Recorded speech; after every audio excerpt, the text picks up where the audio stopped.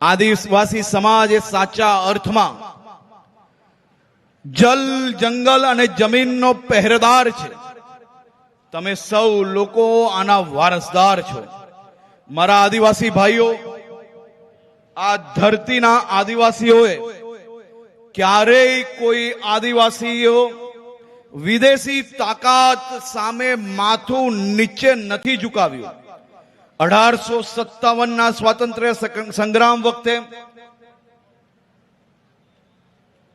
1857ની સ્વાતંત્ર્ય સંગ્રામ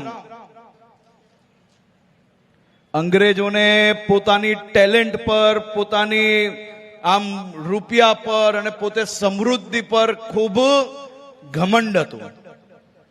અને અમારા આદિવાસી યુવાનોને